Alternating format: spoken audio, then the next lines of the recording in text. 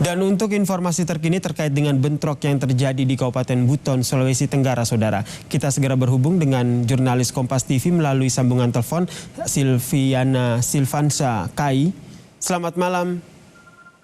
Ya, selamat malam, Mas. Bisa diceritakan kondisi terkini antara dua desa yang bertikai di sana seperti apa?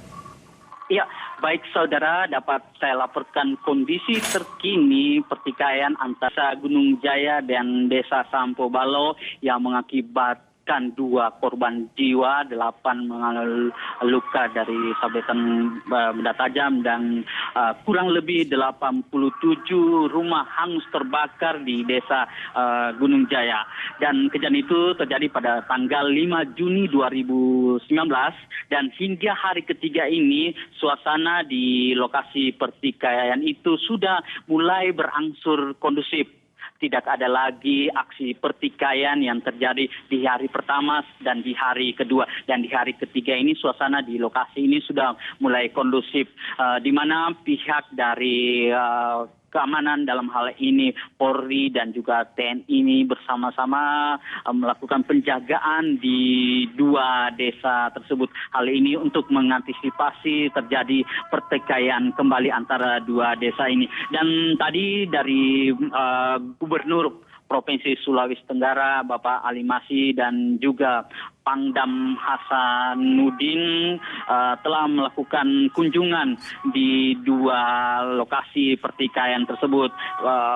Gubernur dan Pangdam serta Kapolda Provinsi Sulawesi Tenggara dan juga Bupati Buton melakukan pertemuan di Desa Gunung Jaya dan bercerita untuk mendengarkan langsung keluhan-keluhan dari korban pertikaian. Dan memang dari hasil pertemuan tadi antara warga dan juga gubernur dan juga Pangdam menceritakan bahwa mereka berharap agar pihak dari TNI dan juga BRIMOB membuat posko untuk mengantisipasi pertikaian-pertikaian di 2 desa tersebut. Dan juga pihak TNI dan Polri terus melakukan upaya-upaya agar terjadi dan tidak lagi terjadi pertikaian-pertikaian di 2 desa tersebut. Dan juga saya laporkan bahwa untuk mengantisipasi kerusuhan karena warga sangat khawatir jika terjadi pertikaian lagi, mereka melakukan pengungsian di beberapa desa tetangga untuk mengantisipasi adanya pertikaian-pertikaian kembali.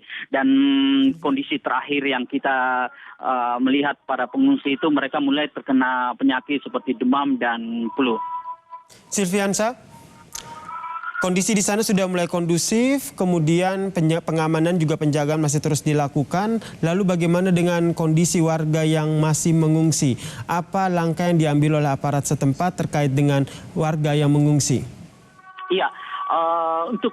Iya, untuk menjaga, karena kita lihat bahwa di lokasi pengungsian ini yang mereka sangat khawatir jika terjadi keributan, mereka melakukan pengungsian di desa tetangga. Namun kondisi dari para pengungsi itu sudah mulai terkena penyakit. Nah, untuk mengantisipasi itu Kepala Dinas Kesehatan Kabupaten Buton telah mendirikan posko kesehatan untuk menjaga semua para warga yang terkena penyakit di lokasi pengungsian itu. Dan juga dapat kami laporkan pihak TNI telah menurunkan atau menambah personilnya lagi di lokasi tersebut, yakni dari Pangdam Hasanuddin telah menurunkan kurang lebih 100 yang baru tiba tadi. Baik, Silviansa Kai, terima kasih atas informasinya mengenai kondisi terkini pasca bentrokan antar 2 desa yang terjadi di Bau-Bau, Buton, Sulawesi Tenggara, Saudara.